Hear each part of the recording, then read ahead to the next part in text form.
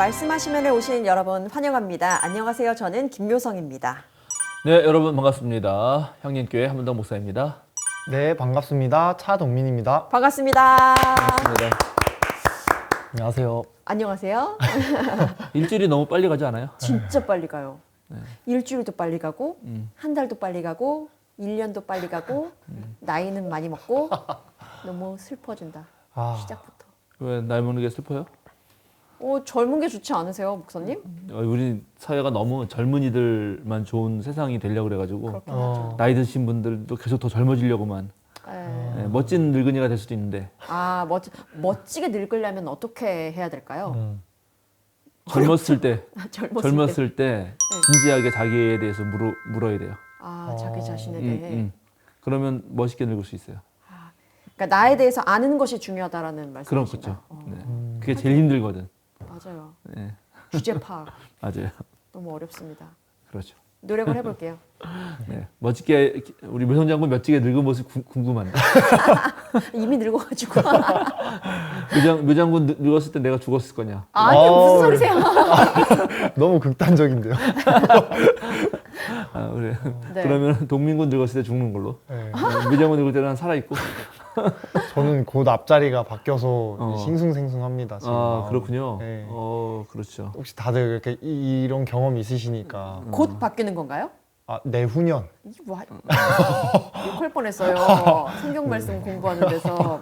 아니 근데 저는 그래요. 29에서 30 됐을 때는 별 감흥이 그게 없었고 오. 난 아직 젊어 막 이런 생각도 들었고 근데 39에서 40 됐을 때도 그냥 조금 이상하다라는 생각이 들었는데 40에서 41살 될 때 그때는 완전 느낌이 좀 우울하더라고요. 그래요? 네, 마흔 되게 되는 거와 상관없이? 네, 40이 될 때보다 41살에서 40에서 41살 될 때, 요때가 이제 진짜 40대구나 이런 생각도 들면서 여지를 남길 수 없는 40대가 네, 됐구나. 그렇죠. 그러다가 41에서 42 됐을 때는 만으로 해도 아니구나라는 생각 때문에 그때 딱 체감이 드셨나 보다. 우울하더라고요.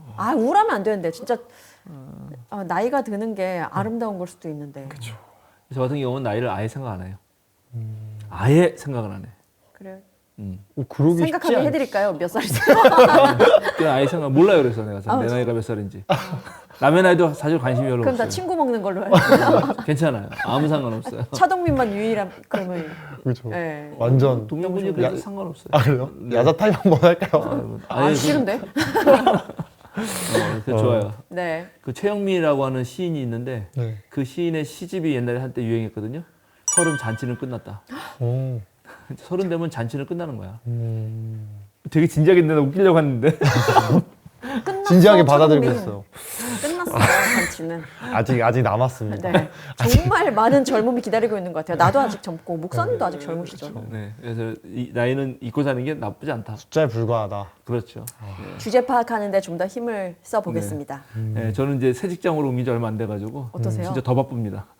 시간이 거기 그래서 제법 또 유명한 교회잖아요. 그럼요. 그래가지고 많은 분들이 찾아오시고 지난 일주일간 한 100명을 만난 것 같아요. 와, 진짜 바쁘시겠다. 오키나와에서도 오키나와 교구라는 데가 있는데 네. 거기에 있는 여러 교회들의 교구 목사님들과 교인들이 또 찾아오셔서 네. 또 1시간 설명해드리고 뭐 이렇게 하고 또 뭐 후배들도 갑자기 느닷없이 찾아오고 형 이러면서 찾아오고 이런저런 해가지고 많은 분들을 만나고 있습니다. 목사님들도 저마다 성향이 다를 텐데 목사님이지만 네. I 성향과 E 성향과 네. 참 네. 이게 참 어려운 부분도 있을 것 같아요. 인간적으로도. 그럴 수 있죠. 그래서 저는 다행히 E예요, E. 네. 제가 저를 보면 뭐 확실한 E 같아요. 사람 만나면 좋아하고 거기에서 그래도 힘을 얻는 편이에요. 네. 근데 보통 사람 만나서 얘기를 하면 힘을 뺏기는 분들도 있거든요. 있어요. 네, 예. 있죠. 이제 기빨리고. 그렇죠. 흔히 그렇게 말씀하시더라고. 네. 근데 이제 그러면 목회자는 조금 쉬면서 하셔야 돼. 큰일 나. 왜냐면 목회자는 거의 다 인간관계가 되게 그러니까요. 중요해요. 설교도 중요하겠지만 내향적이면 그러면 좀 이 목사가 되기가 좀 쉽지 않겠네요. 아니요, 하실 수 있죠. 당연히 잘 하실 수 있는데 네. 그러나 관계를 잘 조절하셔야지. 네. 네, 저처럼 만났다가는 죽어요. 하루하루가 그냥. 예, 아, 그래서 그래도 목사님 다행이네요. 그렇게 그러니까요. 힘을 얻으셔서. 네, 진짜. 예, 대체로는 힘을 얻습니다. 그리고 웬만한 이제 보통 목사를 만났을 때 교인들은 자기의 어려운 일도 얘기하고 힘든 얘기도 하고 상담도 하고 이렇게 하잖아요. 네. 그런데 그거를 꽤 오랜 시간 들어도 제가 그렇게 기가 빨리지 않아요. 예, 그냥 약간 이 적절한 거리두기 속에서 잘 듣는 걸 할 수 있어서 괜찮아요. 그리고 이제 그러다가 또 너무 심각해지면 제가 막 농담하면서 살짝 분위기 바꾸고 화제 전환하고. 화제 전환도 해주고 그렇게 하면서 다시 제 힘을 북돋고 네. 그러면 또 웃으시거든. 예, 이제 물론 완전 심각한 얘기가 아닌 이상. 근데 진짜 그런 되게 심각한 일이 벌어지고 그것으로 진짜 고민해야 될 거면 그렇게 하고 나면 저도 이제 힘들긴 힘들죠. 그 다음날 좀 쉰다든지. 일단 이러한 그 조절이 진짜 자기 관리 엄청 중요합니다. 그러네요. 맞아요. 예. 모두 다 마찬가지인 것 같습니다. 그래서 하여튼 요즘에 세월이 빠르다고 하는 얘기가 더 빠르다. 옛날에도 빨랐는데 지금 더 체감이 다른 것 같습니다. 네. 그렇습니다. 자, 우리 지난주에 했던 거 잠깐 복습하고 오늘 네. 진행해 봅시다. 지난주에 야곱 이야기를 했는데 야곱이 하나님 만난 이야기인데 이게 좀 재밌는 게 이렇게 설명할 수 있어요. 야곱이 도망자 신세가 돼가지고 막 도망가다가 막 경황이 없는데 뭔가 돌부리 같은 데 걸려서 딱 넘어졌단 말이에요. 네. 그런데 넘어진 곳이 하나님의 따뜻한 품이었다는 거예요. 이게 멋지지 않아요? 그러니까요. 그러니까 그런 경험을 한다. 네. 사실은 이게 이제 이런 말들이 제가 어려웠던 게 이거 그리스도인들만 느끼는 거거든요. 네. 신앙을 가진 사람들만 느끼는 어떤 그 인생의 체험이에요. 모든 게 무너진 것 같고 다 망한 것 같은데 놀랍게 그럴 때 찾아와 주시는 하나님. 이 경험이 지난번에 야곱의 경험이었다는 거고 그래서 덕분에 이제 요 얘기를 하면서 유대인들의 그 아침 기도, 오후 기도, 저녁 기도의 창시자가 아브라함, 이삭, 또 야곱이었는데 네. 그래서 꼭 기도의 특징이라든가 또 신앙생활 그런 신앙 훈련 일종의 그 특징도 있다. 그래서 예를 들어서 아브라함은 하나님을 향하여 네. 라면 이삭은 하나님과 함께 그러니까 하나님을 향하여 자기를 세우고 또 하나님과 함께 거닐면서 대화를 나누는 이 정기적이고 능동적인 의지적인 훈련은 아주 그 자체로 좋은 거죠. 그러니까 그런 훈련도 있는데 하나님을 향한 것도 아니고 하나님과 함께한 것도 아니고 그냥 인간이 취약해가지고 막 세상에 정신없고 여기저기서 막 몰려오는 일에 치이다가 어느 날 갑자기 느닷없이 찾아오시는 이 하나님 이거는 정기적인 것도 아니고 언제 다시 일어날지도 없는데 와 그런데 그런 만남도 있더라. 신앙생활에는 정말 있어요. 그래서 이제 동명원도 그래서 이런 말을 동양적 표현으로는 하늘이 무너져도 솟아날 구멍이 있다. 분명히 솟아날 구멍이 있어요. 자기가 먼저 스스로 포기하지 않는 이상. 예, 그래서 그런 믿음을 가지고 그게 야곱이 보여주는 거다 하는 게 또 하나의 핵심이었고. 근데 그런 상황에서 야곱이 문득 깨달은 거는 여기가 하나님의 집이다 하는 거. 이것도 끝내줘요. 이게 모든 이원론적 생각을 버리는 거지. 교회 가야만 하나님 만나고. 언제 어디서든. 예, 근데 언제 어디서도 만난다는 거잖아요. 네. 제가 최근에 이제 향림교회 목회를 하면서 네. 제가 아침마다 제 페이스북에 뭐 제가 읽었던 책들 또는 읽는 책들 중에 좀 괜찮은 구절 쓰고 제가 살짝 이렇게 글을 달긴 하거든요. 네. 네. 예. 그런데 거기에 제가 정말 좋아하는 신부님이 계신데 돌아가셨습니다. 앤소니 드멜러라고 인도에서 하여튼간 목회하셨던 사목 그지? 신부님은 사목하셨던. 아 그래요? 처음 들었어요. 사목이란 말 써요. 표현. 예, 사목하셨던 우리 신부님을 되게 좋아합니다. 그분이 짧고 재미있는 얘기인데 속뜻이 아주 깊은 그런 이야기들을 엄청 많이 쓰셨거든요. 제가 그 책을 다 사서 거의 다 봤는데 거기에 기도의 4단계라는 4단계. 글이 있어요. 기도의 4단계. 적어놔야지. 네, 기도의 4단계. 이게 1단계예요. 나는 말하고 하나님은 들으시고. 2단계는 하나님께서 말씀하시고 나는 듣고. 반대네요. 그렇죠? 네. 그다음에 하나님께서 그러니까 나도 말하지 않고 하나님도 말하지 않고 네. 모두 듣고 모두 듣는다. 둘 다 말 안 했는데 들어요. 제 3자가 뭐 듣는다. 아니야, 그 하나님 듣는 거예요. 다. 둘 다 말을 안 하는데 무엇을 신문 들을 수 있을까? 쪽에서의 그렇지. 그 일종의 교감 같은 거예요. 일종의 말하지 근데 않아도 않아도 딱 느낀다. 듣고 이게 기도의 3단계. 아 근데 나는 여기까지는 알았거든. 네. 난 여기까지는 확실히 알고 난 그게 뭔지 알아요. 네. 내 기도 체험에서. 네. 근데 4단계 왔는데 내가 충격을 먹었어. 그래서 뭔데요? 달아나는데 둘 다 말하지 않고 둘 다 듣지 않고. 그런 것도 기도에 포함이 된다고요? 와 그걸 넣은 거야. 그게 놀라운데요? 그러니까 앤소니 드멜로가 최고지. 그 의미가 뭐래요? 그 4단계. 그래놓고 침묵 이렇게 해놨어. 침묵. 친구? 네. 그러니까는 그거는 뭐냐면 그거는 사실은 듣지 않는다는 거는 듣는다는 거는 상대가 있다는 얘기잖아요. 네. 네. 듣지 않는다는 거는 상대가 사라진 경지야. 네. 그러니까 우리가 말도 안 하고 듣지도 않아도 내가 하나님이고 하나님이 나인 경지. 위험한 거 아닙니까? 그러니까 발언이 살짝 예, 겸손하지 이의 못한- 제기. 예. 문제 있습니다. 역시 이제 이런 걸 말하는 거 보면 문 선장님은 개신교인이에요. 개신교인. 개신교인은 인간의 타락, 그죠? 죄 짓지 않을 수 없음. 이런 것에 대해서 철저하게 서 있거든. 발끈합니다. 근데 그런 죄 짓지 않을 수 없는 인간이 하나님과 동일하다? 안 된다. 그러나 이제 정교의 전통이라든가 이런 깊은 신비주의 전통은 예. 예, 하나님과 함께 있음이 곧 유니언더가 하나님과 하나 되는 경지까지. 어. 그래서 데이피케이션이라고 영어로 데이피케이션이라고 하는 신화. 인간이 신처럼 변한다는 뜻인데 그렇게 어허. 된다는 단계까지 가거든요. 근데 깊은 신비주의에 가면은 그래서 하나님하고 나하고 거의 뭐 내가 하나님이다 나 정도의 느낌이 되니까 네. 말할 필요도 없고 들을 필요도 없는 거죠. 약간 그 불교에서 성불하세요 같은 그럼 느낌. 거의 그겁니다, 사실은. 네. 네, 부처님 되면 다 모든 게 부처고. 네, 네. 그러니까 세상에 나밖에 없죠. 어. 천상천하, 유아유존, 오로지 나밖에 없다. 그럼 왜냐하면 그게 나밖에 없다는 게 교만한 얘기가 아니라 모든 게 부처님이니까 부처 하나밖에 없지. 예, 그런 느낌. 그 경지까지 가려면 엄청 그렇죠. 되게- 대단한 거죠. 네. 그러니까 여기가 하나님 있는 곳이구나도 바로 그런 모든 이원론적인 것을 경계를 허무는 이야기였다.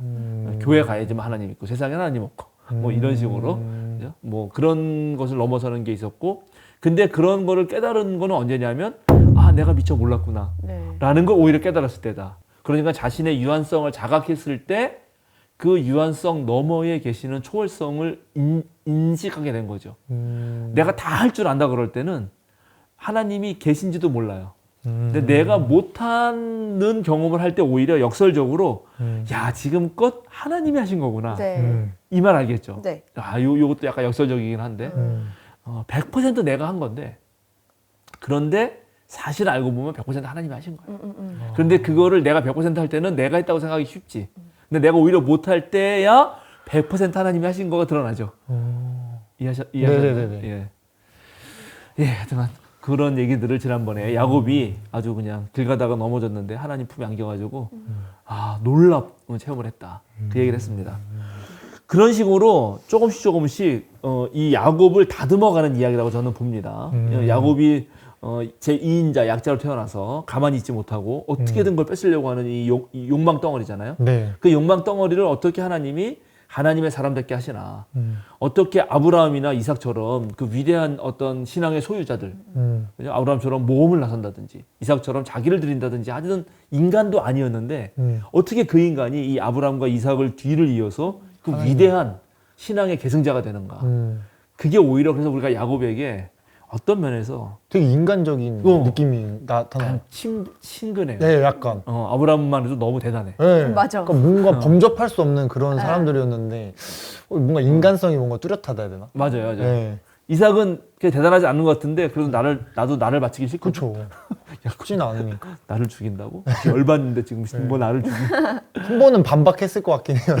그렇죠? 왜 하필 저예요? 이러면서. 맞아요. 네. 맞아요. 그런 거라고요. 자, 그래서 다듬어가는 과정에서 이제 어쨌든 완벽하게 취약한 순간에 그래도 다행히 하나님 만나서 일단 죽지 않고 살아서 라반의 집으로 갑니다. 근데 거기서 또 이제 엄청난 일들이 벌어지는 거예요. 두 번째 다듬어지는 과정. 그걸 오늘 보려고 합니다. 와. 근데 이게 되게 길어. 네. 이 문제는요.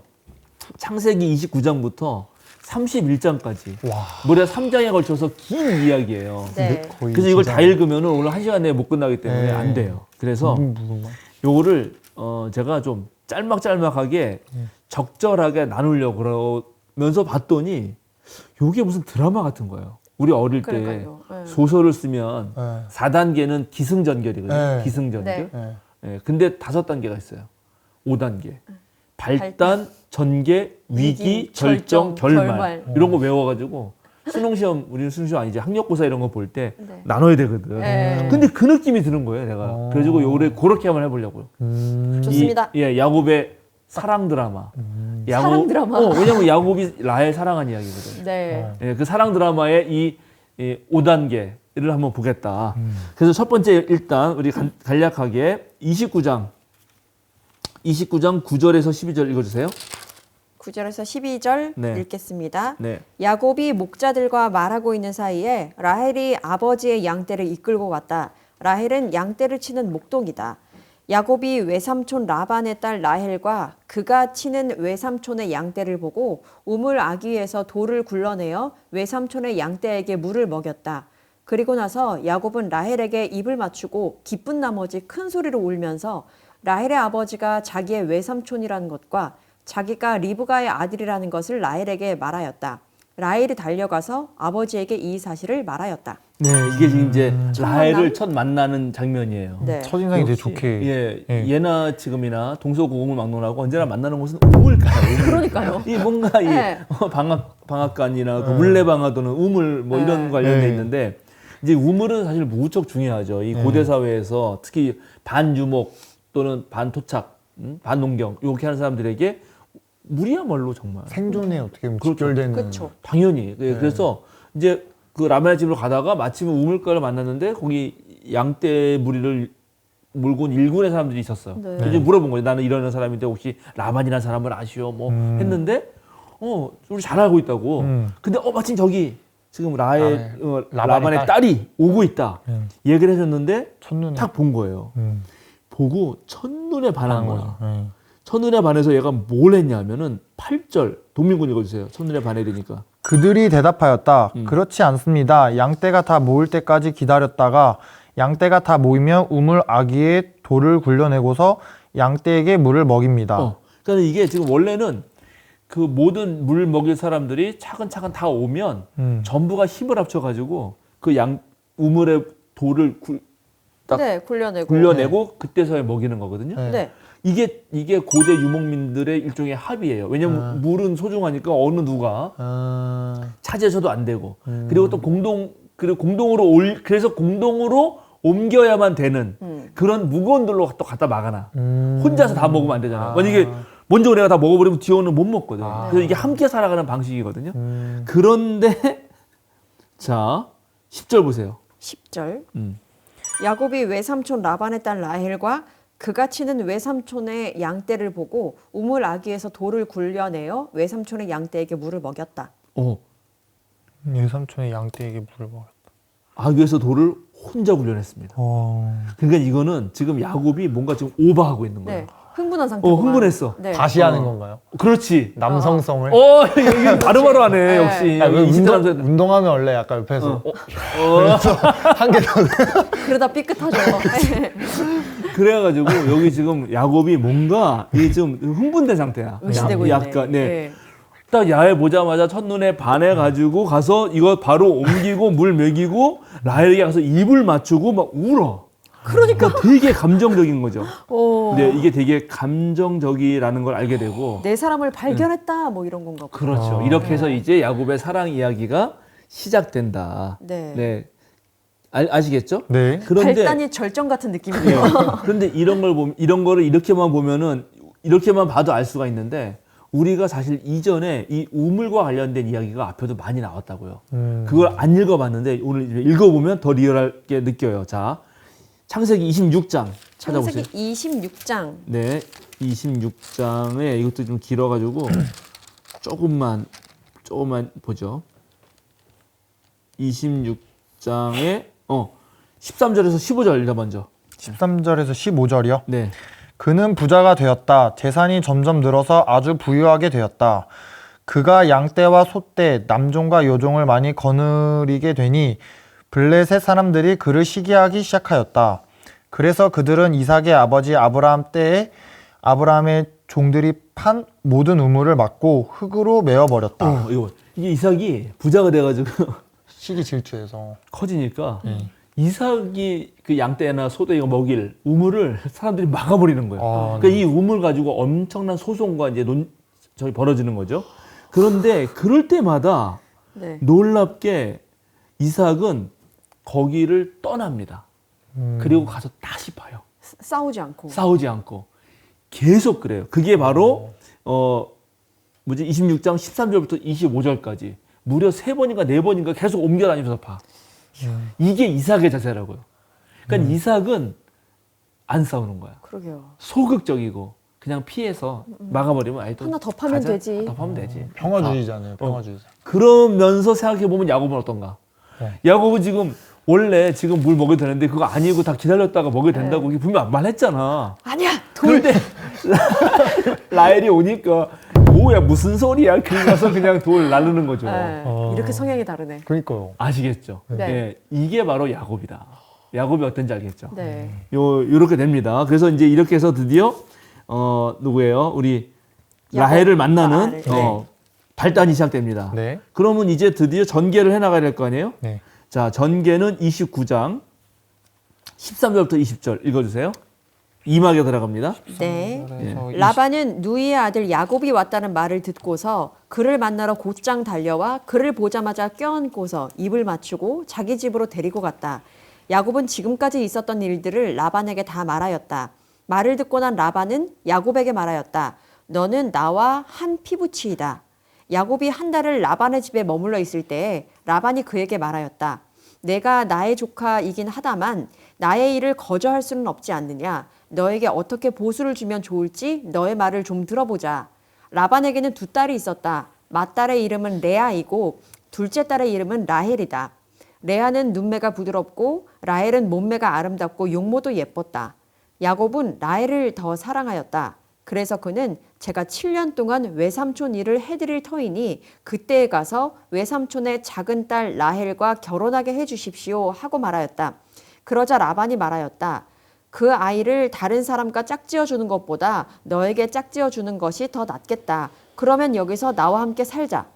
야곱은 라헬을 아내로 맞으려고 7년 동안이나 일을 하였지만 라헬을 사랑하기 때문에 7년이라는 세월을 마치 며칠같이 느꼈다.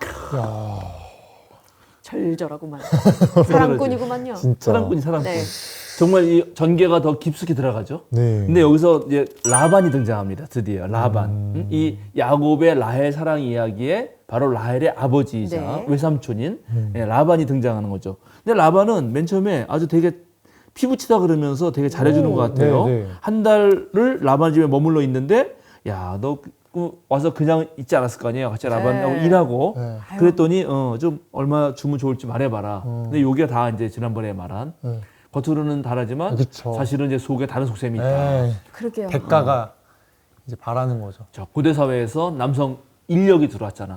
아, 이런 문제 붙잡아 놓으면 평생 써먹을 수 있겠구나. 노예. 라고 속으로 하는 거죠. 네. 그런데 그런 줄도 모르고 우리 야곱은 라헬에 빠져서 네. 라헬을 사랑하니까 7년을 일했는데도 불구하고 며칠처럼 느끼게 일한다. 세상에. 그리고 그걸 더 리얼하게 말해줘요. 딸 둘을 소개합니다. 드디어 레아하고 라헬이 라헬. 등장하죠. 근데 17절 어떻게 되어 있나요? 동민군 읽어주세요. 레아는 눈매가 부드럽고 라헬은 몸매가 아름답고 용모도 예뻤다. 아, 몸매를 보는 편이구나. 나도 그 생각했는데 차마 말을 못했다. 이게 이 구절이 나와 있는 거 보면 그거를 네. 알려주기 위한. 네, 리얼하죠. 사실은 여기 우리가 리얼하네. 번역을 레아를 되게 좋게 해주려고 번역했는데 이 눈매가 부드럽다라는 말이 긍정적인 말이 아니에요. 사실은. 그냥 착하게 생겼다. 이러는 거. 라코트라고 하는 히브리어인데 이 다른 말로 좀 번역하자면 약하다, 아, 민감하다, 흐릿하다. 그러니까 진하지 않고 흐릿하다. 흐릿하니까 부드러운 거지. 이목구비가 네. 흐릿하다. 그 약간 이게 부드럽다라고 표현해줬지만 그건 약간 약해 보이고 뭔가 민감하면서 민감하다는 거는 이제 햇빛 같은 거 받으면 네. 이게 잘 손상하니까 햇빛에 안 나갔을 거라고요. 아. 예, 그리고 흐릿하니까 이게 뚜렷하지도 않은 거지. 그러니까 사실은 그렇게 매력적이지 않은 거예요. 그리고 고대 사회에서 여성이 지금처럼 하얗고 배고파 같은 피부가 예쁜 게 아니고 좀 건강미 넘치고, 그죠? 미의 기준이죠. 예, 달랐지. 약간 다르죠. 예, 그리고 예를 들어서 뭐 흑진주 같다 이럴 때 그 아프리카에 생기 가득한 여성들 있잖아요. 예, 그래서 약간 좀 힘 세다 말은 좀 그렇고 힘 건강. 있고 건강미, 건강하다. 건강미 오히려 넘치는 그래서 여기 레아에 대해서는 눈매 뭐 그냥 그 정도 설명해 놓고 바로 라헬에 가서는 지금 우리 대놓고 몸매가 칭찬. 아름답고 동민군 막 바로 반응하듯이 바로 몸 전체를 말하고 용모도 예뻤다라고 말을 합니다. 이렇게 해서 이제 이제 위기로 넘어가기 전에 이 어떻게 전개되는지를 보여주죠. 네. 그런데 사실 놀랍게 이게 웃긴 건데 이것 때문에 결혼을 하는 거 아니에요? 네, 지금? 그쵸. 근데 왜 7년이라는 시간까지? 그러니까 저도 그게 궁금했어요. 네. 굳이 많이 어렸나 라헬이? 아, 왜 7년을 일한다고? 7년은 완전수니까 충분한 시간. 이 정도면 네네, 충분한 괜찮을 시간. 것이다라는. 예, 그리고 그 정도 일을 해야 그냥 결혼하는 게 아니잖아요. 네네네. 지참금이 필요하거든. 네. 네. 고대 사회에서 결혼하려면 이게 거의 사고 파는 소유물 같은 문제라서 아. 그 돈을 벌려면 7년은 일해야 되는 거야. 값을 대비시켜 봤을 때 그렇죠. 7년이라는 수가 딱 맞아. 근데 그 7년이 기간이. 숫자적으로 딱 7년이라기보다는 충분한 시간, 완전한 시간. 그러니까 이 정도는 최소한 일해야 되는데 그 정도 일하면 이 여성과 결혼할 수 있는 완전한 시간이 됐다라고 표현하는 거죠. 근데 뭐 그래도 7년이라고 해도 뭐 나쁘진 않죠. 네. 그런데 이렇게 여성을 눈으로 보고 용모와 또 몸매가 아름다운 걸로 사랑에 빠지고 그다음에 결혼하는 거는 지금 이 유대 전통에서는 처음 나오는 일이에요. 지금 그 몸매가 예쁘고 네. 그래서 결혼을 하려고 했던 거는 잘 보면 이집트 사람들이었고 네. 블레셋 사람들입니다. 그러면 약간 안 자, 안 좋은 생각해 보세요. 쪽으로 좀. 그래요. 생각해 보세요. 왜냐하면 사라가 예뻤잖아요. 네. 근데 아브라함이 사라가 몸매가 예쁘고 눈이 이뻐서 뭐 이런 얘기를 말한 적 한 표현 번도 없죠. 없다고. 네. 근데 오히려 그놈들을 뺏으려는 사람들이 그렇게 봤죠. 그렇게 봤죠. 네.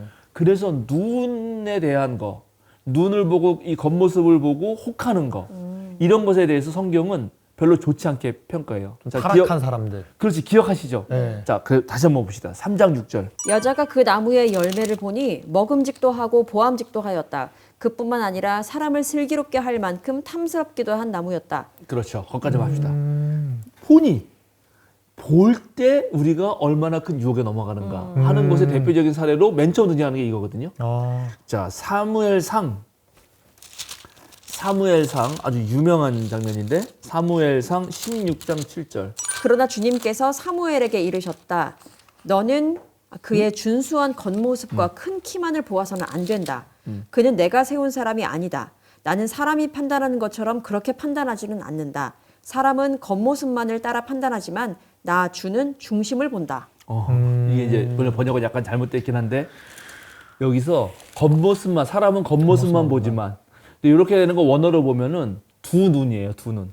사람은 두 눈으로 보지만 나는 심장으로 본다. 이렇게 번역하는 게 정확히 맞아요. 사람은 두 눈으로 보지만 나는 심장으로 본다. 그 사람 중심을 본다가 아니고 나는 심장으로 본다. 이런 말이에요. 근데 벌써 하나님은 눈으로 보지 않아요. 네. 하나님은 심장으로 보시는 거예요. 그 마음 안에서 나오는 무엇으로. 근데 사람은 눈으로만 보는 거예요. 눈으로만. 그래서 눈으로 본다는 것에 대해서 과히 긍정적이지 않습니다. 그런데 야곱은 눈으로 본 거지 일단은. 네. 그 눈으로 너무 예뻤어. 그러니까 무조건 첫눈에 반한 거예요. 홀렸어 그냥. 완전 이상형이었나 보네. 그렇죠. 그래서 첫눈에 반한 사랑이 그래 이상형 지금 아주 잘 그쵸? 말했는데 네.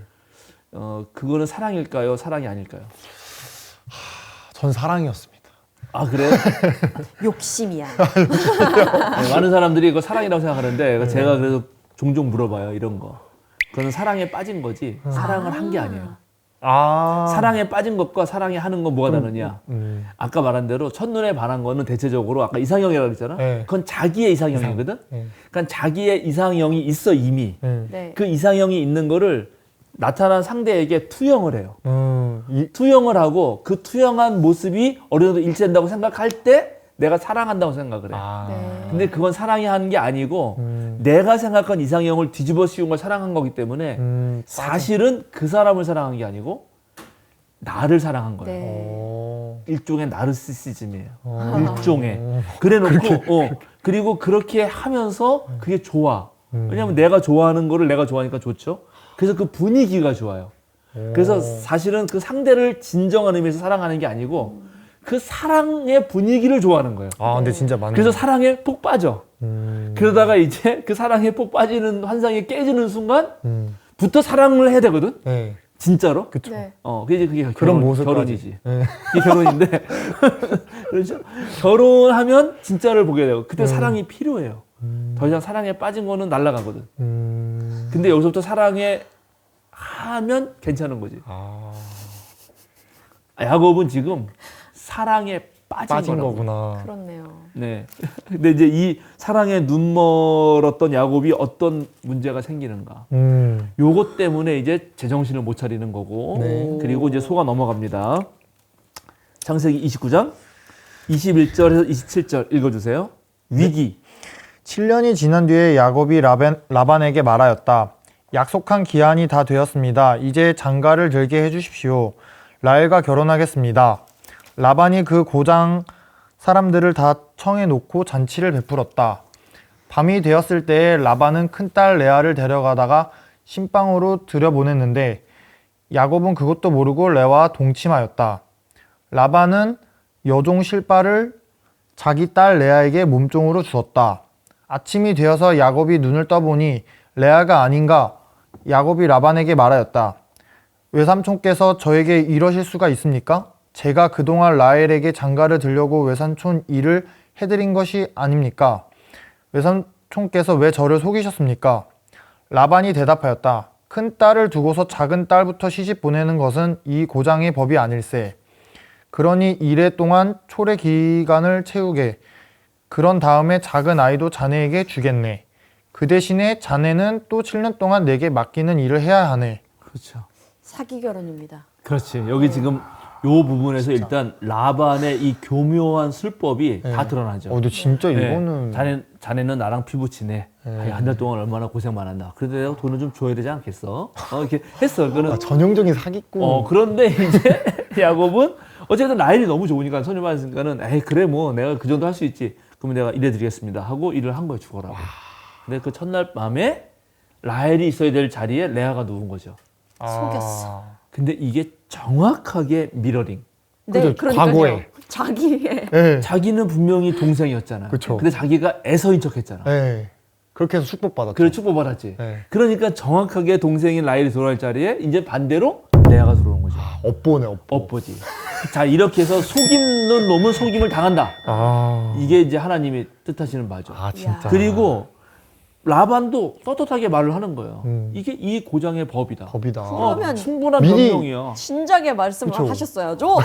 근데 진작에 그러면 예를 들어서 그때 얘기하지 않았습니까? 네. 저에게 준다고. 근데 거기 자세히 보세요. 라반이 다 피해갈 길이 있어요. 왜? 사기꾼은 이 정도는 내가 사기를 칠 수 있는 거예요. 보험을 자, 들어놓는. 그렇지 보험. 19절 읽어주세요. 19절이요? 네, 다시 한번 읽어주세요. 29장 19절. 그러자 라반이 말하였다. 그 아이를 다른 사람과 짝지어 주는 것보다 너에게 짝지어 주는 것이 더 낫겠다. 그러면 여기서 나와 함께 살자. 그렇지. 야. 다른 사람과 짝지어주는 것보다 너희 짝지어 낫겠다라고 말을 했죠. 네. 그러나 첫 번째로라고는 말을 안 했잖아. 짝은 말장난. 지어 줄게, 짝은 지어 준다는 거로 살짝 애매모호하게 얘기했다고. 일단 레아부터. 그렇지. 그 얘기를 숨긴 거야. 이게 원래 반만 얘기하는 게 제일 무서운 사기거든. 무섭다. 다 거짓말 치면은 알아차리기 때문에 그쵸. 반은 맞고 반은 틀리게 하는 거죠. 진짜 우리나라 틀린 말을 모든 하네. 그 나쁜 대형 언론이 쓰는 방법이에요. 아, 말해야 될 뭔지 걸 말하지 않고 섞어 넣기. 안 말해도 될 거를 말을 해요. 그래서 사실을 일부 말하는 거야. 그리고 거짓인 것을 끼워 넣기도 하고 또 말을 안 해. 네. 그 사실을 전하는 듯 하지만 사실이 아니고 네. 홀리는 거지. 아. 짝지 줬잖아 지금. 짝을 안 지어준 건 아니거든. 레아 먼저 그런데. 그래 7년 더 일해라. 예, 이렇게 돼서 여기 너무나 재밌습니다. 그러니까 지금 첫눈에 반해서 라헬을 사랑한 야곱은 그것 때문에 홀딱 당하기도 하고. 그러게요. 그래서 이제 7년 일하면 될 거를 14년을 일하게 된다. 네. 14년. 또 7년 동안 내게 네. 맡기는 일을 해야 하네. 그 7년도 잘 갈까요? 그래도 어쨌든 7년 동안 라반의 일을 했습니다. 근데 며칠같이 느꼈다 그런 말은 없어요. 30절에 보면은 야곱이 라헬과 동침하였다. 야곱은 레아보다 라헬을 더 사랑했다. 그는 또다시 7년 동안 라반의 일을 하였다. 엄청나다. 이렇게 말을 합니다. 노예다 노예. 진짜. 그렇죠. 이래서 이제 위기가 생긴 거야. 원래 야곱의 생각은 라헬하고만 살려고 한 거지. 근데 갑자기 부인이 동시에 둘이 됩니다. 자, 이러는 순간 우리 예상되죠.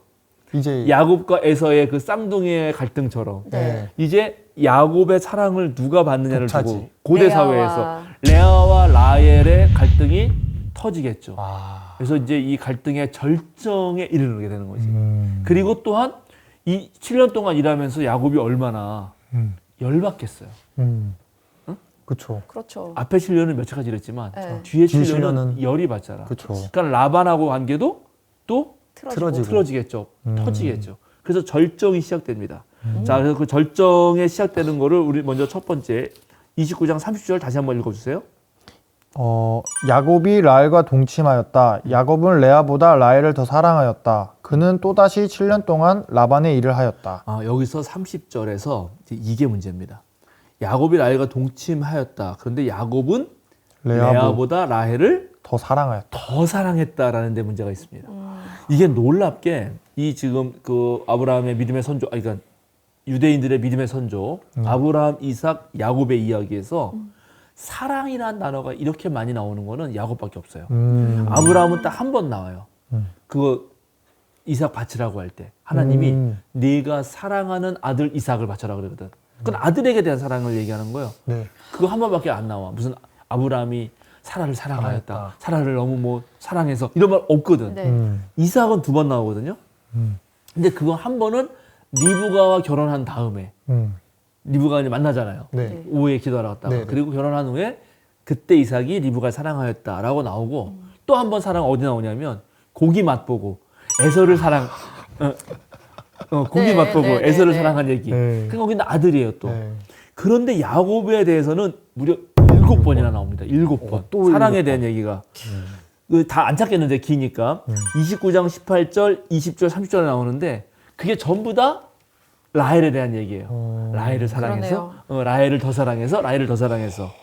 예, 그리고 32절에 레아가 자기 독백에서 이렇게 하면 야곱이 날 사랑하겠지라고 한말 아이고. 독백에 나와. 그러네요. 그리고 나머지 이제 3번이 나오는데 37장 3절, 4절, 또 44장 20절인데 뒤에인데 네. 여기는 야곱이 요셉을 사랑했다는 얘기가 나와요. 야곱이 요셉을. 근데 야곱이 요셉을 왜 사랑하냐면 그게 라헬이 낳은 첫째 아들이거든. 네. 그러니까 사실은 야곱의 요셉 사랑은 네. 다른 말로 하면 라헬을. 야곱의 라헬 사랑이야. 그거는 야곱이 라헬을 사랑한 거를 무려 6번이나 얘기하는 거야. 7번 얘기하는데. 사랑꾼이다. 그렇죠. 그런데 이 사랑이 보편적 사랑이 아니라 편애란 말이에요. 그렇죠. 한 명만. 남은 한 사람은 어떻게 해요? 그렇지. 네. 알겠죠? 네. 그래서 이제 전쟁이 벌어지는 겁니다. 굉장히 감정적인 사랑이다. 네. 그러니까 그 중에 한 번 사랑의 말이 7번 중에 한 번 다른 데 나오는데 그게 레아의 입에서 나온단 말이에요. 아까 말한 대로. 이거 찾아볼까요? 네. 29장 32절 읽어주세요. 레아는 마침내 임신을 하여 아들을 낳았다. 그는 속으로 주님께서 나의 고통을 살피시고 나에게 아들을 주셨구나. 이제는 남편도 나를 사랑하겠지 하면서 아기 이름을 르우벤이라고 하였다. 네, 그렇죠. 루벤. 자, 루벤. 이게 첫 아이 낳을 때거든요. 어. 그래서 요럴 때 말을 한 이유가 뭐냐면 이제 뻔하지. 야곱이잖아요, 사람은 야곱. 네. 야곱은 분명히 라헬을 사랑했어. 네. 라헬은 정말 아름답고 예뻐요. 네. 근데 원치 않는 레아랑 살았어야 됐고 그 여자랑 또 사는 것 때문에 7년이나 일도 했어. 그러니까 단 한 번도 눈길을 안 주는 거예요. 그러면 하나님 입장에서 어떻게 할 것 같아요? 그 좀 안쓰럽게 보지 않을까? 안쓰럽지. 네. 그래서 놀랍게 하나님이 라헬의 태를 닫아. 네? 그리고 레아의 태를 여는 거예요. 아. 먼저. 네. 그래서 여기 첫 번째 아들을 낳을 때 이 이야기예요. 자, 이제 두 번째 아들을 낳는 거 얘기해 볼게요. 네. 33절 우리 동민군 읽어주세요. 네. 그가 또 임신을 하여 아들을 낳았다. 그는 속으로 주님께서 내가 남편의 사랑을 받지 못하여 하소연하는 소리를 들으시고 이렇게 또 아들을 주셨구나 하면서 아이 이름을 시므온이라고 하였다. 제가 그 다음 절 읽을게요. 이제 셋째입니다. 네. 그가 또 임신을 하여 아들을 낳았다. 그는 속으로 내가 아들을 셋이나 낳았으니 이제는 남편도 별 수 없이 나에게 단단히 매이겠지 아이고. 하면서 아이 이름을 레위라고 했다. 이거 봐요. 지금 아들 첫 번째 레아가 3명 낳는데 네. 이게 전부 다 남편 야곱에 대한 절절한 이 약간 원한 같은 느낌 정도야. 집착 같아. 진짜. 집착이 얼마나 눈길을 안 줬으면 이러는가. 내가 아들을 낳았어. 날 사랑하겠지? 진짜. 그렇지? 지금 보니까 그 맨 처음에 르우벤은 이름 뜻이 보이는데 그래. 이름 뜻이 보아라 아들이다 이렇게 돼 있어요. 그래요. 바로 그런 거란 말이에요. 처지가 불쌍하네요. 진짜. 그래서 네 번째 아들도 어떻게 되냐. 자, 35절 장군님. 35절이요. 네. 그가 또 임신을 하여 아들을 낳았다. 그는 속으로 이제야말로 내가 주님을 찬양하겠다 하면서 아이 이름을 유다라고 하였다. 레아의 출산이 그쳤다. 예, 이렇게. 어... 이제 4명 낳고 이제 일단 그치는 거거든요. 네. 근데 이 4명 다, 3명은 완전 절절한 그 남편의 그에서 받은 서러움. 이게 담겨 있고요. 그래서 셋 정도 낳았으니 이제 마지막 아들 정도는 찬양할 정도가 된 거예요. 네. 그 하나님이 이제 그치게 해. 그런데 이게 자, 고대 사회에서 여성은 아까 말한 남성의 소유물로 여겨졌고 네. 여성의 필요는 오로지 출산이었어요. 근데 출산을 언니는 4명이나 했잖아. 네. 근데 라헬은 한 명도. 못해. 그럼 라헬은 또 어떤가? 아, 또 얼마나 구박을 받을 거며 이제 앞으로 내 자식은 나는 이걸로 끝나는 거고 삶이 얼마나 괴롭겠어요. 또 라헬은 라헬대로 처지가 처지가 안타까워요. 그렇죠. 그래서 라헬이 어떻게 하느냐 보세요. 자, 이제 30장으로 넘어갑니다. 30장 1절에서 8절 읽어주세요. 라헬은 자기와 야곱 사이에 아이가 없으므로 언니를 시세우며 야곱에게 말하였다. 나도 아이 좀 낳게 해주셔요. 그렇지 않으면 죽어버리겠어요. 야곱이 라헬에게 화를 내면서 말하였다. 내가 하나님이라도 된단 말이오? 당신이 임신할 수 없게 하신 분이 하나님이신데 나더러 어떻게 하라는 말이오? 일단 여기까지. 야, 이건 알겠지?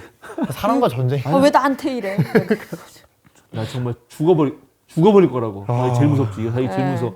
야곱이 제일 사랑하는 여인 아니야. 사랑과 전쟁이다 진짜. 근데 죽어버리겠다는 거 어떻게 근데 어떻게 해? 안 난 네. 이걸 어떻게 하란 말이야 지금. 에이. 그래서 할 수 없이 라헬이 한 게 자기 몸종 비라를 대신 줍니다. 왜 그래 또? 예, 이게 고대 사회에서는 네. 어떻게든 이 아들을 이어서 대를 이어가야지 음. 자기가 그 권위를 서니까. 그 왜 기억나죠? 사갈이 네. 아니, 사갈이래. 사- 합쳤어. 사라와 하갈이. 네. 사라가 하갈을 하갈과? 대신했잖아요. 그 네. 정도예요 이게 고대 사회에서 이 정도라고. 아휴, 그래가지고 빌하가 2명을 낳아요. 와. 자, 그럼 6절부터 우리 8절까지 읽어주세요. 네. 라헬은 하나님이 나의 호소를 들으시고 나의 억울함을 풀어주시려고 나에게 아들을 주셨구나 하면서 그 아이 이름을 단이라고 하였다. 라헬의 몸종인 비라가 또 임신을 하여 야곱의 사이에서 두 번째로 아들을 낳았다. 라헬은 내가 언니와 크게 겨루어서 마침내 이겼다 하면서 그 아이 이름을 납달리라고 하였다. 네, 그렇지. 그러니까 이제 라헬은 2명 낳고도 이겼다는 거야. 왜? 아니지. 왜 이긴 거예요? 어? 아니 야곱은 자기를 사랑하잖아. 근데 애까지 애까지 어쨌든 애까지 어쨌든 그러니까. 있잖아. 둘 정도면 이겼다는 거야. 야, 이거 진짜 자, 그러면 레아가 가서 가만히 있을까, 가만 안 있을까? 또 이제 반격하겠지. 그래, 반격하지. 반격이 나온다니까. 시작이다. 야, 그래서 또 요번에 보시죠. 네. 9절부터 읽어주세요. 레아는 자기가 다시는 더 아기를 낳을 수 없다는 것을 알고서 자기의 몸종 실바를 데려다가 야곱에게 주어서 아내로 삼게 하였다. 레아의 몸종 실바와 야곱 사이에서 아들이 태어났다. 레아는 내가 복을 받았구나 하면서 그 아이 이름을 갓이라고 하였다. 레아의 몸종 실바와 야곱 사이에서 둘째로 아들이 태어났다. 레아는 행복하구나. 여인들이 나를 행복하다고 말하리라 하면서 그 아이 이름을 아셀이라고 하였다. 네. 야. 이제 이렇게 또 종까지. 그럼 이제 몇 일단은 명이야 애들이. 많은데요? 이제 삐까삐까 됐죠, 삐까삐까? 네. 그런데 여기에 이 레아의 첫 아이인 르우벤이 네. 또 얼마나 효자인지 몰라. 이거 장남이잖아요. 어, 네. 장남이잖아. 그 많은 그러니까는 애들 이거 엄마하고 이 작은 엄마하고 막 작은 엄마가 아니지. 이게 약간 애매하네. 하여튼 그쵸. 우리 아버지 둘째 부인. 이모이자. 하여튼 이게 좀 애매한데 엄청 꼬였어요, 지금. 꼬였지만 그래서 우리 엄마 편을 들어야 될 것 같은 거예요. 그래서 저렇게 해서 계속 싸우면은 또 종 가다 또 하고 또 종 이거 안 될 것 같은데 방법은 방법은 생겼어. 우리 엄마가 애를 낳아야 되겠는데 그래가지고 얘가 또 얼마나 지금 대단한 애냐면 네. 이런 짓을 합니다. 자, 14절 15절 읽어주세요. 보리를 거두어 드릴 때에 르우벤이 들에 나갔다가 자기 나무를 발견하여 어머니 레아에게 가져다 주니 라헬이 레아에게 말하였다. 언니, 아들이 가져온 자기 나무를 조금만 나눠줘요. 레아가 라헬에게 말하였다. 내 남편을 차지한 것만으로는 부족하냐? 그래서 내 아들이 가져온 자기 나무까지 가져가려는 것이냐? 라헬이 말하였다. 좋아요. 그럼 언니의 아들이 가져온 자기 나무를 나에게 주어요. 그 대신에 오늘 밤에는 그이가 언니하고 함께 자도록 하지요. 이 자기나무라는 게 일종의 흥분제 같은 아. 그런 성격이 있는 거야. 그래가지고 이 엄마가 가서 아빠랑 야곱이랑 아이고. 아주 깊은 사랑의 관계를 맺어서 엄마가 애기 낳을 수 있도록 오. 이렇게 해주는 거야. 큰 엄마가 아들이.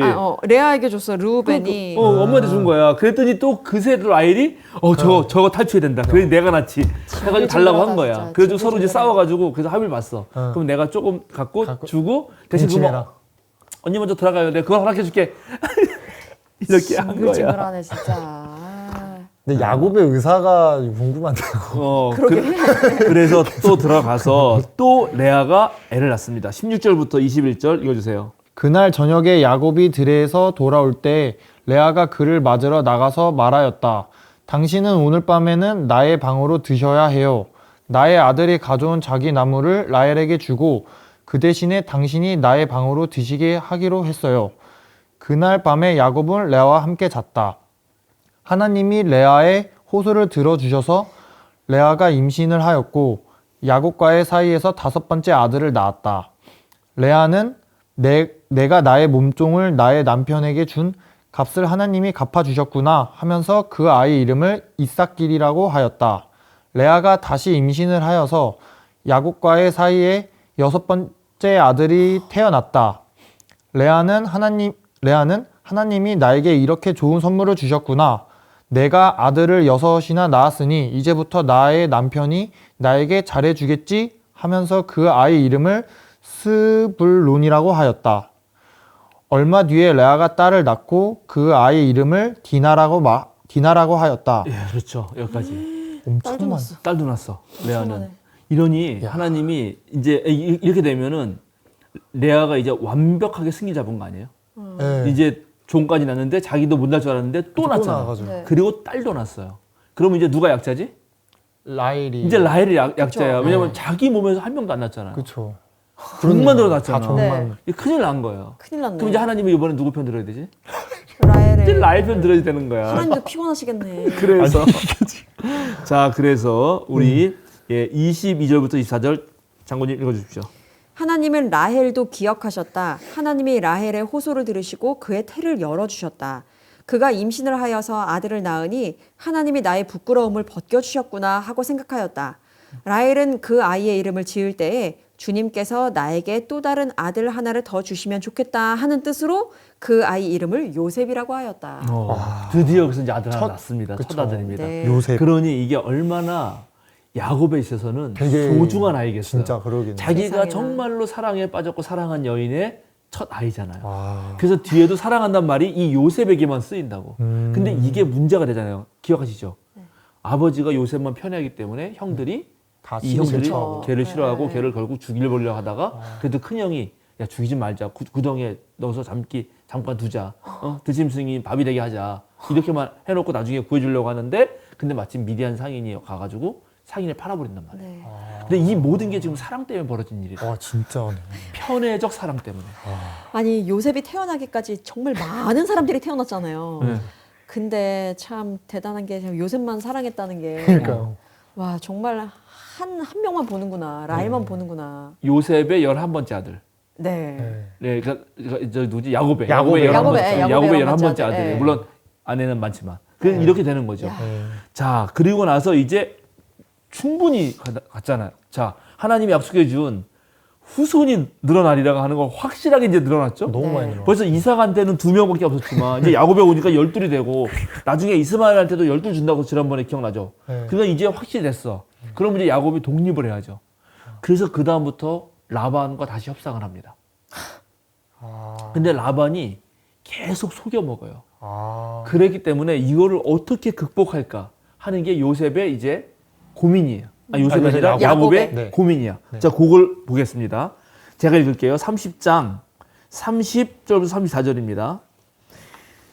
제가 여기에 오기 전에는 장인어른의 소유가 얼마 되지 않았으나 이제는 때가 크게 불어났습니다. 주님께서는 제가 하는 수고를 보시고서 장인어른에게 복을 주셨습니다. 그러나 이제는 제가 저의 살림을 챙겨야 할 때가 되었다고 봅니다. 라반이 물었다. 그러면 내가 자네에게 무엇을 주면 좋겠는가?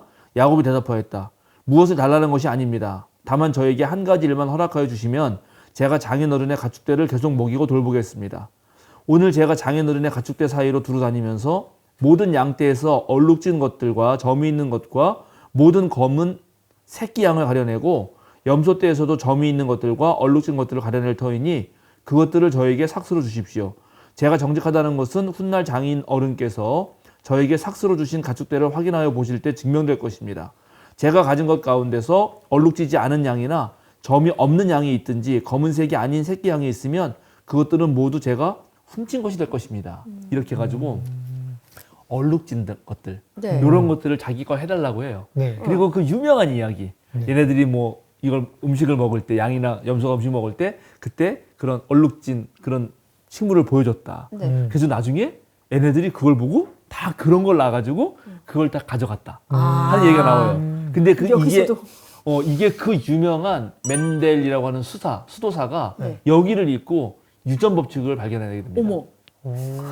이게 왜냐면은 열성 유전자와 우성 유전자가 있는데 그게 그 다음엔 열성이지만 1대에는 2대로 가면 얘가 갑자기 뭐 확 늘어나는 네. 그 성질이 있거든요. 그러니까 야곱이 그걸 잘 관찰한 거예요. 그래서 얘네들하고 이렇게 하면 요게 많이 날 거라는 걸 알고 물론 이건 신화적으로 서술되니까 네. 마치 얼룩얼룩한 걸 보여주면 얼룩얼룩한 난다 이렇게 성경에 써 있지만 그래서 맨델이 그걸 완두콩 가지고 실험을 해본 거 아니에요. 그래가지고 그 법칙 1대3의 법칙을 해가지고 네네네. 나중에 우성인자가 뭐 3이 돼가지고 엄청 많이 늘어나거든요.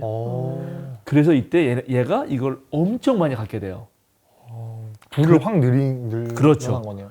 그렇게 되니까 네. 이제 또 라반과 얘네들이 가만히 있겠어요? 야.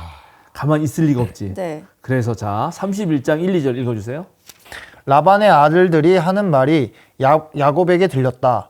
야곱은 우리 아버지의 재산을 다 빼앗고 우리 아버지의 재산으로 저처럼 큰 부자가 되었다. 야곱이 라반의 안색을 살펴보니 자기를 대하는 라반의 태도가 이전과 같지 않았다. 이게 분명히 약속을 했는데 네. 갑자기 게 엄청 늘어나잖아. 그치. 네. 배 아픈 게. 안 되겠다. 저거 뺏어야겠다 생각한 거예요. 그래서 이제 또다슨 그 이 갈등의 절정이 생기는 거고 그래서 야곱 불안하죠. 근데 마침 하나님이 나타나셔서 이렇게 말합니다. 3절입니다. 네. 주님께서 야곱에게 말씀하셨다. 너는 네 조상의 땅 너의 친족에게로 돌아가거라. 내가 너와 함께 하겠다. 그래서 드디어 이제 탈출을 결심해. 그래가지고 도망갑니다. 그리고 도망가서 이제 추격하는 장면이 나와요. 얘네들 막 찾아가요. 그 막 따라가, 잡으려고. 그래서 평생 종으로 만들어야 되는데 이놈이 가져가니까 그랬을 때 맨 마지막에 야곱이 고백하는 장면이 있어요. 31장 38절에서 42절. 장모님 읽어주세요. 제가 무려 20해를 장인어른과 함께 지냈습니다. 그동안 장인어른의 양떼와 염소떼가 한 번도 낙태한 일이 없고 제가 장인어른의 가축대에서 순양 한 마리도 잡아다가 먹은 일이 없습니다. 들짐승에게 찢긴 놈은 제가 장인어른께 가져가지 않고 제 것으로 그것을 보충하여 드렸습니다. 낮에 도적을 맞든지 밤에 도적을 맞든지 하면 장인어른께서는 저더러 그것을 물어내라고 하셨습니다. 낮에는 더위에 시달리고 밤에는 추위에 떨면서 눈 붙일 겨를도 없이 지낸 것, 이것이 바로 저의 형편이었습니다. 저는 장인어른의 집에서 20해를 한결같이 이렇게 살았습니다.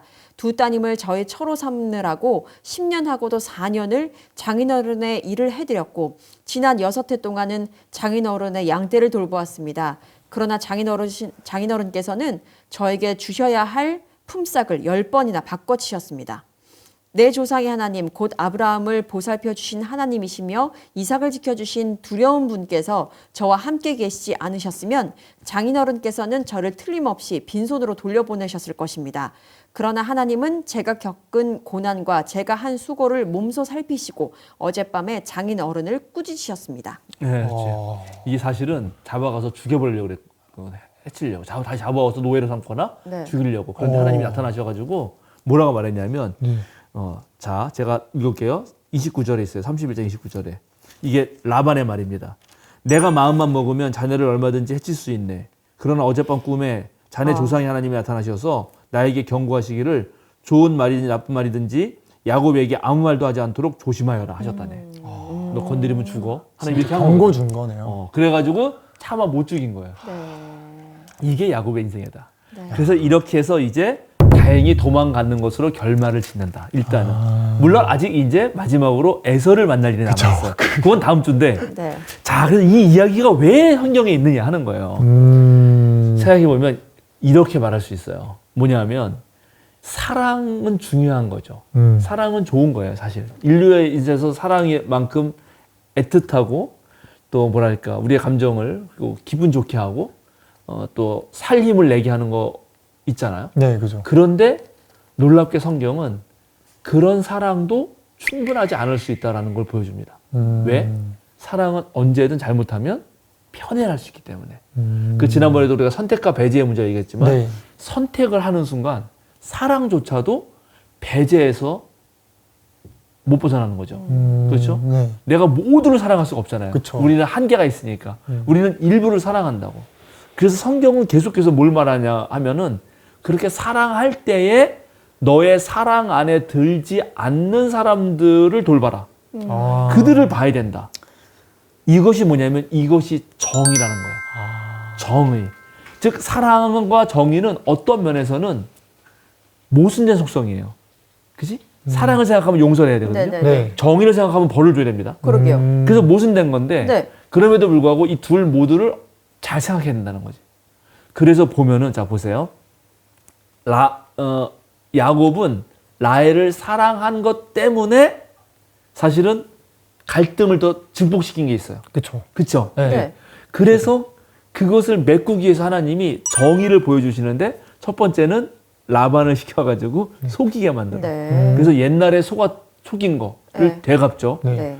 두 번째는 가만 보면 레아를 하나님이 더 보살펴 준 거예요. 네, 그렇죠. 왜냐? 거기에서 유다, 네 번째 아들 유다, 세 번째 아들 레위가 있거든.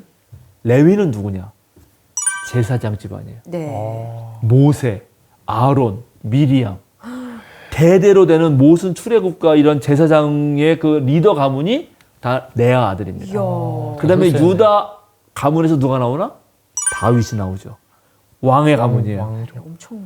그리고 딸도 주잖아. 네. 나같이 딸 없는 사람이 딸이 얼마나 소중해. 지금 12아들 중에 야곱의 딸 하나야. 네. 13명이거든.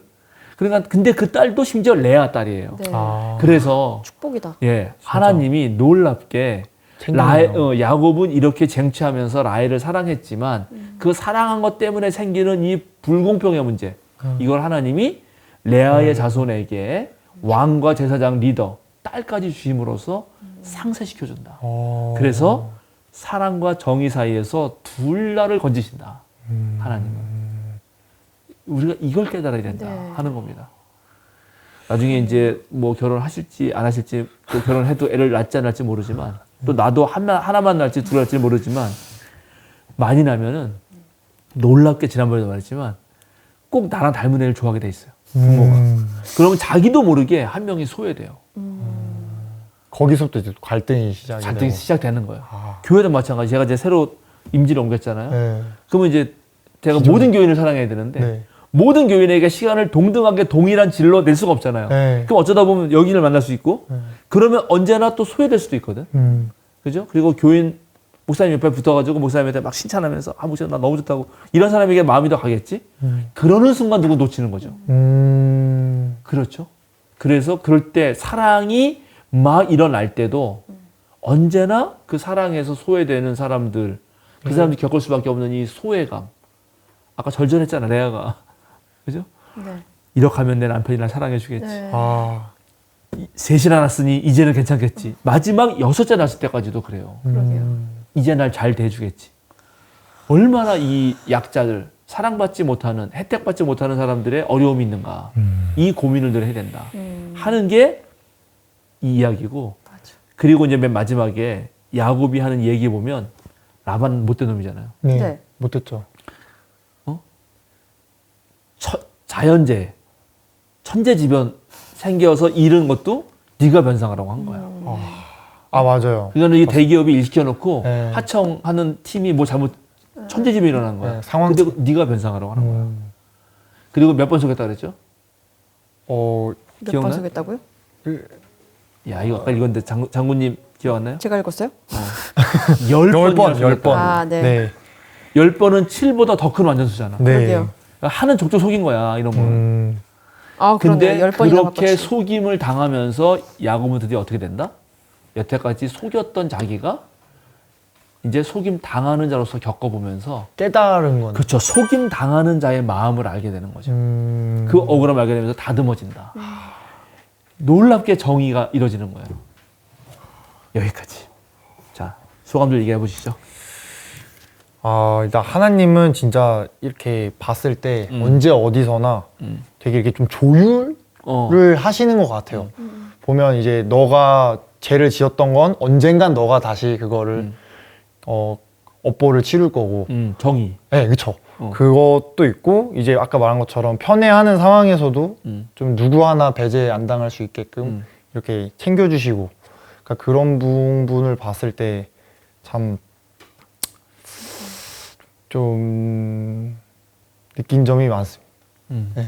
저는 되게 아수라장 우리가 막 사랑과 전쟁이라고 얘기하고 사랑을 갈구하고 쟁취하고 이러는 과정에서 하나님이 그 레아의 자녀들 통해서도 각 계획하신 대로 이렇게 쭉쭉 진행이 됐잖아요. 제사장이 되고 뭐 되게 귀하게 나오게 되는, 모세가 나오게 되는 그런 걸 보면서 그 아수라장 속에서도 열심으로 하실 일을 하는구나. 하나님은 이루실 일은 이루시는구나. 네. 그 속에서 그냥 하나님은 계획하시는 대로 다 일을 진행시키고 계시는구나 라는 생각에 조금 긍정적 표현으로 무서웠어요. 네. 그 좀 겸손해야 되는 것 같아요. 야, 우리 모선 장군님은 그 일관된 주제가 있어. 좀 계속 겸손으로 하고 있어 지금. 이거 좋아요. 네. 근데 역시 이제 사랑과 정의라고 생각해 볼 때, 그죠? 정의 없는 사랑은 언제나 감정적 흥분이나 편애로 휩싸일 수 있고, 그리고 일종의 나르시즘일 수도 있다. 그러니까 사랑의 이름으로 모든 것이 용서되진 않아요. 내가 너 때리는 거 다 사랑해서 때리는 거야. 말도 안 되지. 진짜. 근데 옛날에 부모님들은 때렸거든. 네. 사랑하지 않으면 내가 널 때리겠냐, 뭐. 근데 그거 조심해야 된다. 왜냐하면 언제나 그래서 정의 없는 사랑 안 돼요. 근데 사랑 없는 정의 생각해봐요. 그건 너무 냉정하고 매몰차죠. 사랑 없는 정의라는 거는 그건 폭력일 뿐일 수도 있어요. 그래서 사랑과 정의가 언제나 함께 가도록 맞습니다. 그런 드라마를 써야 된다. 오늘 야곱의 라헬 이야기, 라헬 사랑 이야기는 하나님이 아주 적절할 때 개입하시면서 이 사랑과 정의가 모순되지 않도록 잘 어우러지도록 한 이야기였다 하는 것입니다. 이후의 내용도 궁금합니다. 네, 이제 야곱이 다음에 다시 본가로 본가로 가서 남은 마지막 과제. 에서를 만나게 되는. 이 나를 죽이려고 한 형이 얼마나 20년 동안 이를 갈고 있을까? 과연 용서해 줄까? 머리가 좀 식히지 않았을까? 약간. 자, 기도하고 마칠까요? 네. 네. 주님 감사합니다. 오늘 야곱은 첫눈에 반한 우리 라헬, 그것은 아마 진실된 것이었겠지만, 그러나 그것을 통해서 그 사랑으로 충분하지 못하고 또 다른 배제와 소외를 일으켰다는 것 알게 됩니다. 법도를 어기게 된 경우도 있고, 그리고 또한 한 사람에 대한 너무 집착적인 사랑이 너무나 큰 원한과 억울함을 낳는다는 것도 배우게 됩니다. 우리의 사랑이 정의를 가질 수 있도록, 우리의 정의가 사랑을 담뿍 담을 수 있도록 노력하게 하여 주시옵소서. 정의가 필요한 것에는 정말 정의가 있게 하시고, 사랑이 필요한 것에는 사랑이 있게 하시는 하나님의 놀라운 조율의 능력 또한 배우게 됩니다. 우리 또한 그런 사람이 되어서 어디를 가나 사랑과 정의를 적절하게 사용할 수 있도록 도와주시옵소서. 감사드리며 예수님의 이름으로 기도드립니다. 아멘.